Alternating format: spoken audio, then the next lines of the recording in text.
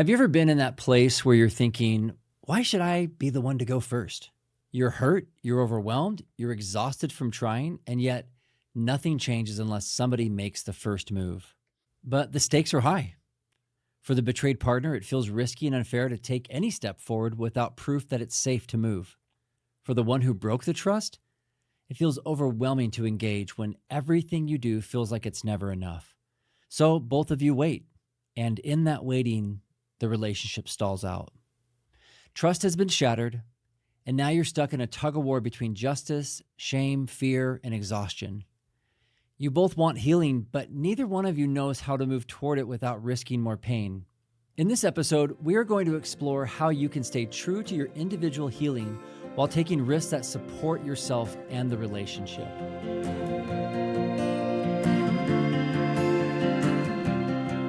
If your relationship has been shattered by betrayal and you feel stuck and lost, you're in the right place. This is From Crisis to Connection, a closer look at the process of how couples in crisis transform betrayal into healing, rejuvenating connection. Every episode, we dissect the healing journey so you can understand what actually works and what you can do to thrive again.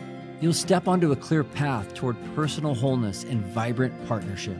We are your hosts, Geoff and Jody Stewart.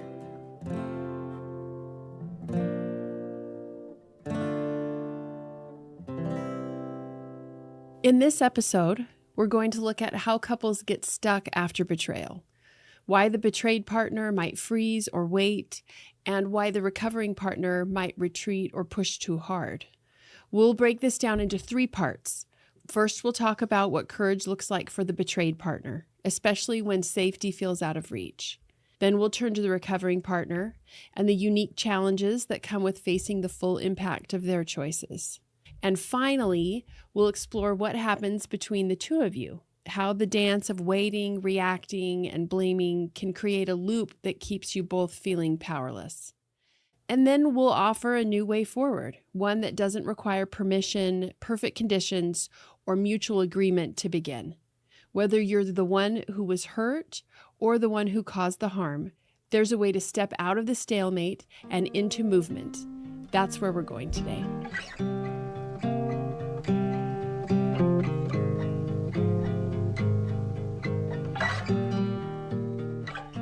Yeah, I totally get why a betrayed partner would expect and want the partner who broke the trust, or we might call it the recovering partner, would want them to make the first move. Oh, yeah. Right? Like it's a safety thing. Mm-hmm. It's really a signal to the betrayed partner. We'll just talk about this traditionally with mostly what I work with, which is a betrayed woman and a guy that's rebuilding trust. And even though I know it goes other directions as well, but that safety will slow things down where she will pause and take her time. And a lot of the times, if she feels like she has to go first or take the risk or be vulnerable, put herself out there, just from a trauma safety standpoint, when it comes to relational moves, that really doesn't make a ton of sense. Oh, no. Right? No, she can't stop herself from just scanning to see what his moves are going to be and what he's going to do. Right. Mm-hmm. So when we talk about who should go first, we're talking about leaving it kind of wide open here, because it's like movement is critical in healing. You have to move. Right. But we know, like we're saying, we know why betrayed partners oftentimes freeze up, don't move. Trauma can do that. Trauma can just leave you confused, paralyzed, in shock, and just really can even go into hiding and just stop doing the regular things you do and just feel like everything's just going to, basically stop. Your life's just going to freeze in this place. Or sometimes it's just really chaotic and it feels like you're not moving anywhere, like you're just stuck on this hamster wheel. So trauma can just be so disorienting, freezing, chaotic for partners. And they naturally, again, I think are looking to say like, you just hurt me, so you make the move. You do something to show me that, things are going to be okay. I mean, which interestingly enough is an important part of the couple's healing process. Yes. But she doesn't have to just stay still and wait for that to happen. Right. And I think the distinction I guess we're trying to make here is that waiting for someone to go first makes total sense in a relationship context because the relationship is a threat. It's it's risky territory. Yeah, exactly. But waiting to start her healing Right. is very different. Yes. Like making her healing journey contingent upon his choices and behavior and pacing doesn't need to happen. Not at all. Not at all. And so many partners, I think, will confuse the two Mm-hmm. and feel like, I don't know what I'm supposed to do. I didn't cause this. Mm-hmm. This isn't my thing. What are you going to do? So naturally, Oh, but yeah. those are all relationship questions. Mm-hmm. And we're talking about individual healing questions. There can be movement immediately with that. And I really believe that there needs to be. But relationally, it's okay to pause for a second Yes. and look at that, because the relationship probably isn't sturdy enough for a betrayed partner to just start taking risks. And risks can be everything from jumping in to try and, build up the relationship. A lot of the times, this is what happens for couples. They'll end up getting a lot of advice around just strengthen the marriage or those kinds of things after betrayal. And we know that doesn't work. I mean, she'll also have tendencies to manage his recovery. That happens to make too. sure that. Yeah, she's safe. Mm-hmm. Yeah, absolutely. Yeah, so the movement individually is really, I think what we're trying to talk about here is the movement individually is something that does not require any permission, any waiting, anything like that. It's just you can start on that healing journey for yourself as soon as you need it, right? As soon as you're ready. So waiting for the recovering partner to make the first move doesn't have to keep you stuck. No, not at all. So let's talk more about that, about what movement can look like for a betrayed partner. Yeah, and maybe we can organize it like with relational moves and individual moves. A lot of the times, the relational moves we talked about earlier, it makes sense to slow down and not stick your neck out and take all these relationship risks because the relationship's not safe yet, especially if you're just in discovery or you're in the early times. So what would a relational move look like at this stage in the journey, especially if it's early on? It would just be, and I really, throughout the whole process, is really just about being honest about what the relationship feels like to you. Like being able to speak up about that at any stage of the journey. So honest with yourself, and then honest with your partner. Yes. About your experience. What's going on for you and how you are reacting to it and what you need because of that. Yeah, you don't have to wait for someone else to go first with that. You can own your own experience and talk about, this is what it's like for me to yourself. This is what it's like for me to the other person. And just stand in that truth around that, because that's your experience. And you can always go first, if you will, by just self-advocating and speaking up about what's happening for you in your own lived experience in the relationship and even individually. Both of those are your story to talk about. And is there something to just being able to own that story on your own and verbalize it and just make it an overt part of the relationship that contributes to the healing process, that is the movement? Yeah, that's definitely movement.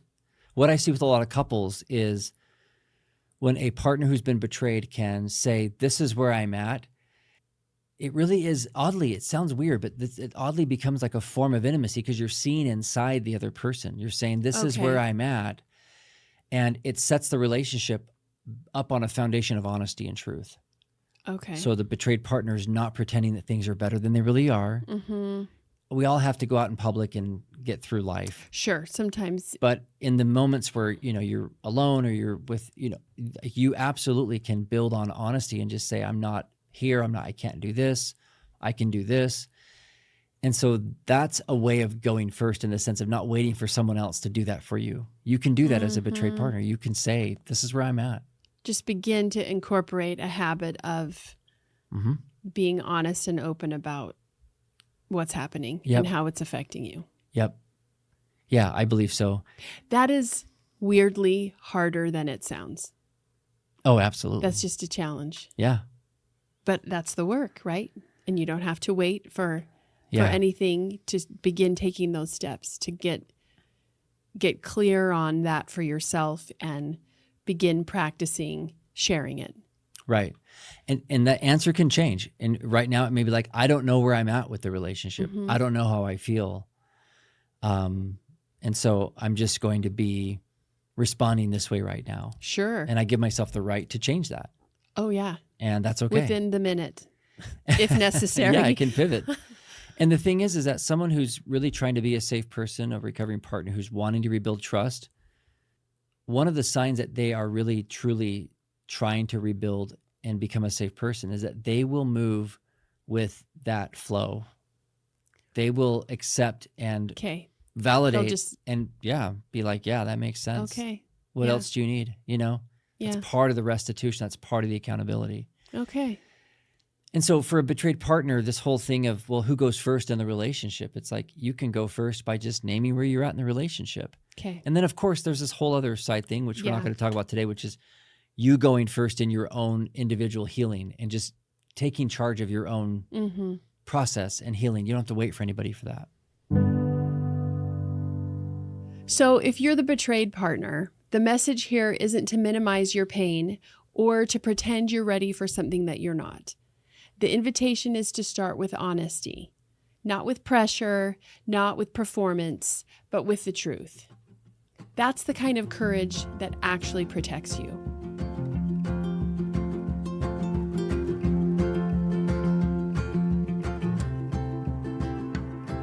So now, let's shift gears and look at what makes courage difficult for the recovering partner. I think one of the toughest things for folks that are trying to rebuild trust, that are usually overcoming some kind of a compulsive, addictive pattern in their life, Mm-hmm. is that a lot of the times they won't make a move unless they are guaranteed some kind of result. Mm-hmm. That's the one thing about addiction or compulsive behaviors, is that you know what the payoff is going to be. So there can be a lot of passivity. And I'm generalizing here, but I also think men in general, we don't tend to want to do things unless we have a sense that we can succeed at it. So there's that piece too. Yeah. There is a difference there oftentimes, but Mhm. I'm generalizing. But for sure, if you've had years of getting a payoff for whatever behavior you're doing, that could be everything from acting out in a compulsive behavior or Mm-hmm. not bringing things up, Mm-hmm. and you know you're going to have peace. Right. False peace. Everything's cool. Right. Mhm. So there's this control thing. So the idea of going first, taking a risk, that could be bringing up a conversation, that could be apologizing, that could be going to a meeting, starting counseling. Any of these things like that are naturally going to be very difficult for someone who's been basically in control with secrets, with hiding, Mhm. with compulsive behaviors that are very predictable and, in a way, very soothing. Mhm. Yeah. Well, and there's also the potential that that if he engages and talks about the problem, that it may never go away. Oh, yeah. That's such a common fear. Really common. Mm-hmm. Yeah, because if somebody's been keeping secrets and hiding and controlling the information, they haven't had to talk about it. Right. Right. So there's this fear that talking about it's going to make things worse. If I open up about this, my partner will leave me, or I'll be embarrassed, or I'll be ashamed, or I'll be judged, or whatever. And so Mm-hmm. there's a Or tendency. I'll never have to stop looking at the damage that I've done and seeing how bad it is. That is like Mhm. just going to be perpetual now. Oh, yeah. Yeah, because it's so difficult to see your partner's pain when you've hurt your partner Mm-hmm. and they're over there struggling because of something that you've done. Mm-hmm. And all of a sudden, if you going first or you talking about it courageously means that you are going to open up Oh yeah. more You'll pain your just direction. Get a beat down. Yeah, Mhm. most people aren't going to instinctively lean into that or walk toward that. Mm-hmm. But part of going first in a healing context like this, especially relationally, I do think that the person who broke the trust naturally is going to want to pull back and not make things worse. Right. But like I said, we were talking about with the betrayed partner, this really is relationally a responsibility for the person who broke the trust, the recovering partner, to start to lead out in relational ways, even though there Mhm. may not be much of a relationship. Yeah. And it goes without saying that, of course, they need to start their own work. They need to start their own healing process, regardless of what anybody else around them is doing. But when it comes to this relational thing of who goes first between us, I definitely want to encourage every person who's broken trust to go first. Mhm. So let's talk about what that looks like. Yeah. Yeah. I mean, the courageous thing to do is to lean into that and start the conversations, like come out of hiding in those ways. Mhm. You know, not avoid things that might bring up hurt feelings, not avoid anything that might be a reminder of what's gone wrong, Mhm. playing it safe, Mhm. self-protecting. Yeah. That's mostly what his courage needs to look like. Yeah. Oh, and it's so difficult to feel like, oh, I already know what I've done wrong. You've already told me, or it's so Right. obvious. I mean, I know what I've done wrong because I've been hiding it. It's just, why do we have to keep talking about this and be reminded? But oddly enough, talking about something that's already on somebody else's mind. So a person who's broken trust, bringing up something that their betrayed partner is already thinking about pretty much all the time Mm-hmm. is more often going to be soothing than agitating, because it's basically communicating, you care about what's distressing me. Uh-huh. I'm not the only one thinking about this. I'm not the only one worried about this. I'm not alone in my pain.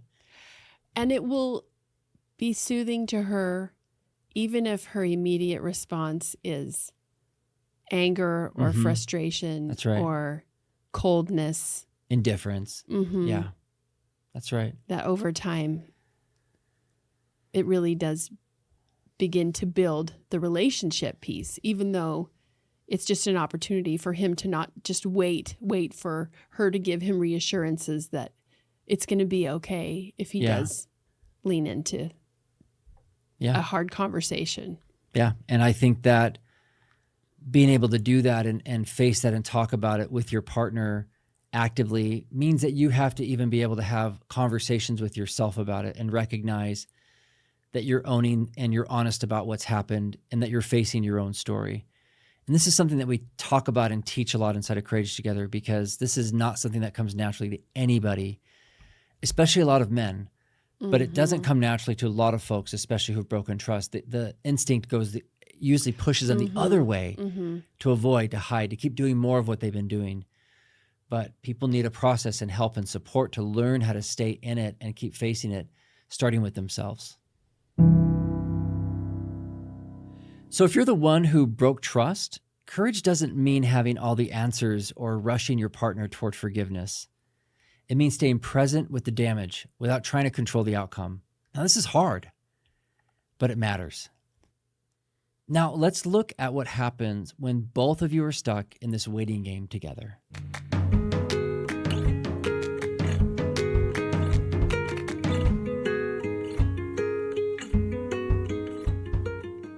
It's just so easy when you feel hurt or uncertain just to stay stuck in that waiting. Mm-hmm. Just let the other guy do the thing so I can feel good about moving forward. Yeah. Oh, yeah, absolutely. And the couple can actually create some kind of a collusion, almost like an unspoken agreement about, like, I'm not going to go, you're not going to go. Like, we're just kind of live parallel to each other. And then nobody really ever makes any moves towards each other. Now, could I provide some context real quick? Yeah. Okay. Because that's pretty interesting. Yeah. So if you remember earlier on, I was talking about the different phases or the different sort of stages of healing that people are dealing with. So there's discovery, which is chaotic. There's so much acute trauma. Mm-hmm. And the relationship's not safe. There's really, in a lot of cases, not a stable, safe relationship to even speak of. It's been shattered. There's a lot of uncertainty. There's secrets. There's a lot of stuff that is totally out of whack. And it's not safe to really even do any kind of couples work formally. So the kinds of couples work that we were talking about, even back in the betrayed partner section, was around just speaking honestly about where you are and what's going on for you. Yeah. And that's about all you can do, is just more boundaries and Yeah. stuff like that. But as couples go through disclosure and there's more truth and stability and safety and time, and there's all these things are being managed, and there's just things are starting to get put back together, and there's more of a foundation, then we start looking at taking more emotional risks, relationship risks, which is really what you're Right. talking about, I think, which is like both people are like, who's going to go first now? Because now it's stable enough to where there can be both people now starting to make moves toward the relationship more directly instead of just about structuring it through boundaries and speaking up about it and stuff like that. Do you see? I Mm. don't know if that makes sense. Yeah, I see what you're Okay. saying. Yeah. But I'm really talking about early on. Oh, well, say more about that. That early in the process, she is definitely waiting for him Oh, to make some moves and show some signs of safety. yes. And he often is waiting for her to give him some kind of assurance that he can like take steps toward her. Oh, yes. That's what I'm thinking of. Okay. And that's true. That applies too. Absolutely. Yeah. Yeah, absolutely. Yep. That's a true dynamic. I was thinking of something a little bit further down the road, but yes, Okay. early on for sure. Mhm. Yeah, exactly. And that drives betrayed partners crazy to feel like they have to somehow give him a signal Oh yeah. that it's okay to like reassure her or move Yeah. toward any kind of Mhm. like reassurance, safety connection. Mhm. When she's over there going like, I just got run over. Come like tend to me, please. Do you care Mhm. about the relationship? Do you want to show up? Mhm. That's still in her, even though she's been betrayed. Oh yeah. Absolutely. Yeah. So as she is pivoting from waiting on him and starting to do her work of just being honest with herself and with him about the process and how it's affecting her, and as he is taking his own steps to push through the uncertainty of how she's going to respond. So he's not waiting and she's not waiting. Even though they're doing that work that they're doing is very personal work, it strengthens the relationship. Yes.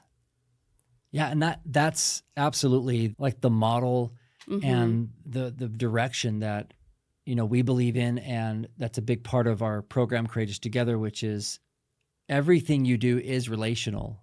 There's no such thing as just individual work. It all affects our relationships, even if it looks on the surface like it's a little more distant. Mhm. Mm-hmm. Yeah, so this is a very real and concrete application of Courageous Together. Mm-hmm. That she's going to be courageous and show up in authenticity, and he's going to be courageous and lean into the uncertainty. And as they do that, they will be creating conditions that nurture a solid foundation for the healing process Yeah. for the couple. And then I guess going back to what I was saying earlier, where I was starting to jump ahead a little bit about couples healing in longer term recovery after there's been a lot of other work done, Mm-hmm. doing what we're describing here at the beginning really sets couples up to be more conditioned or more practiced, if you will, to do that risk taking and the work and the deeper, vulnerable, intimate work of rebuilding an actual connected relationship, a partnership. Mm-hmm. Which for a lot of couples, it's the first time in a lot of cases where they've ever experienced anything like this in their lives. Mm-hmm. It's not going back to an old relationship. It's creating something that's never existed before. Right. And it's really powerful. And I don't want to minimize how hard this is. This is easy to talk about in here, Mm-hmm. but the work is so brave. It's so real difficult. work. Mm-hmm. Mm-hmm. So the real turning point in healing isn't when your partner finally does the thing you've been waiting for. It's when you realize that your healing doesn't have to wait for anything at all. You don't need permission to be honest about your pain. You don't need a guarantee to show up with honesty and presence. Courage looks different for both of you. Waiting for the other person to go first will only keep you both stuck. So if you each take one honest step forward, even a small one, it can start to shift everything. Not because everything is suddenly fixed, but because you're both finally in motion, and that's when the healing happens. If you're feeling stuck on who should go first and how to even begin these hard conversations, we've created a free resource that breaks down exactly what those first courageous steps look like for both the betrayed partner and the recovering partner, and for the couple. It's clear, simple, and gives you something you can actually do today to stop the waiting game and start rebuilding connection. You can download it for free using the link in the show notes, and we'll send it to you right away.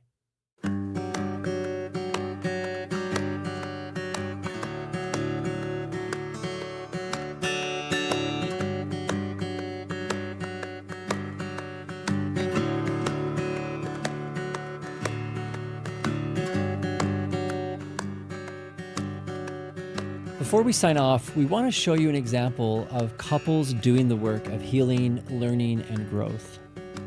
Now, it doesn't matter where you are in your healing journey as a couple because the work never stops. It just changes.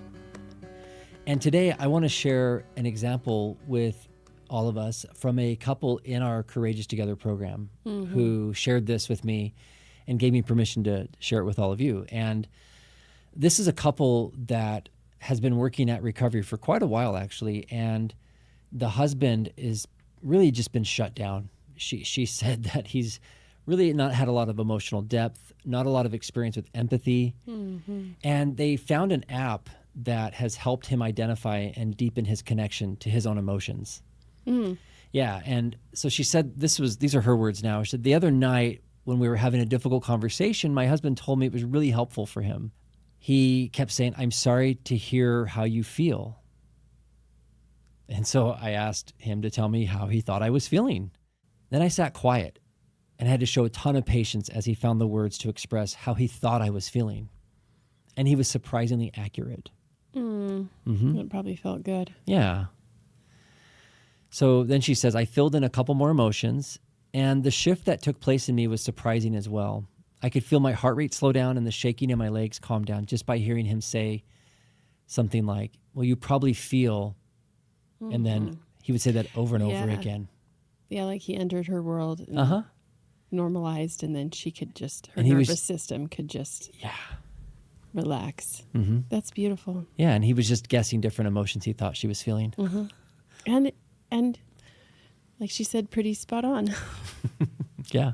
And so she basically said that the sequence of him learning emotions first and then trying to figure out emotional intelligence just through practice really helped her a lot. And she said that this would not have happened months ago or earlier in their relationship. So she just was really excited and said, we have so much work to do still, but this feels like something that was a shift in the way that they talk about her pain. I love that.